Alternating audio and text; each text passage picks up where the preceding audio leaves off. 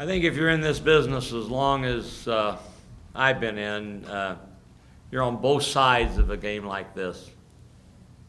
And I told Leon Rice that his kids played so hard that I know how they feel and how you feel. And it's easy for the winning coach to say that, but I meant it. And I tried to say that to some of their players, and the last guy I saw was Dermick, number 3.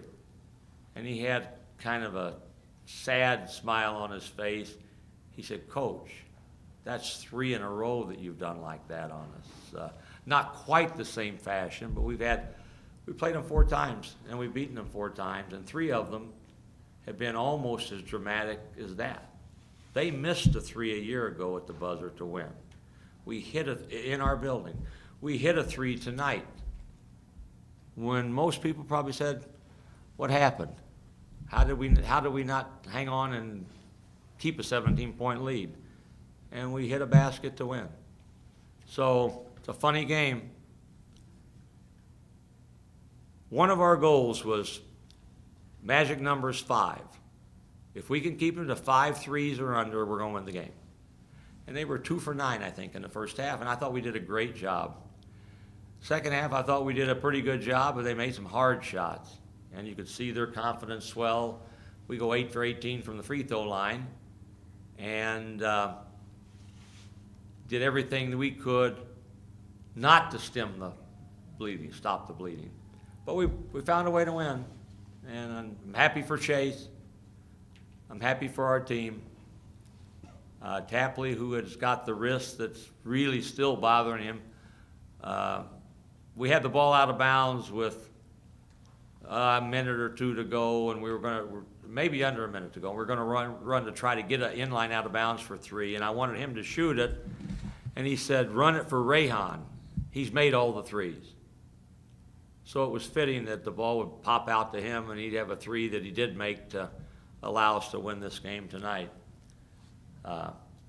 So we've got to be thankful. And again, I don't like having a 34-17 lead go away any more than our fans do. So you got to try to find a way not to let that happen. They got hot. We started missing shots, and that's what does happen at every level. And I've said that before.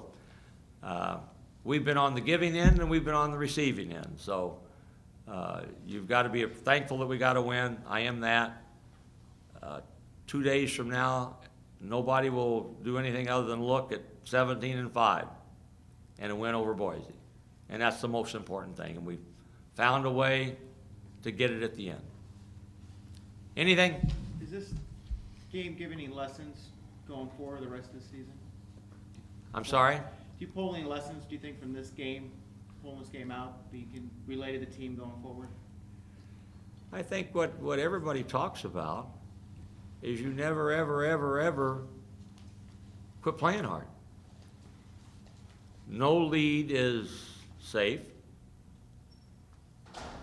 As bad as it looks, if you compete, you got a chance.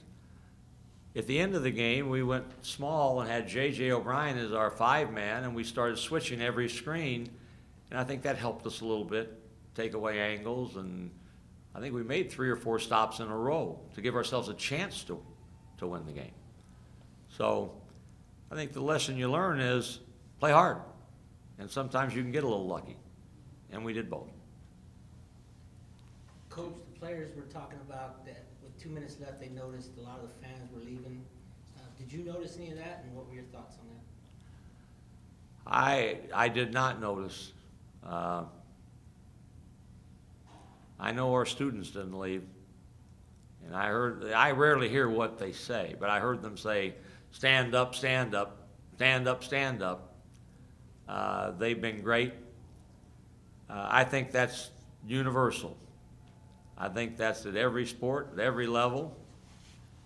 And sometimes you leave a game and you're in the parking lot and you see 2 touchdowns in 30 seconds and you say, "What happened?" And run back in and tell everybody you were there to see it. So that doesn't bother me. That doesn't bother me. I think that's just the way it is. If I had a son or a daughter that's in grammar school or junior high that I brought to the game, I might have snuck out a little early too. Coach, you talked about James Rayhan's performance tonight. It seemed like he played with a lot more confidence than he has recently. James made some big baskets for us.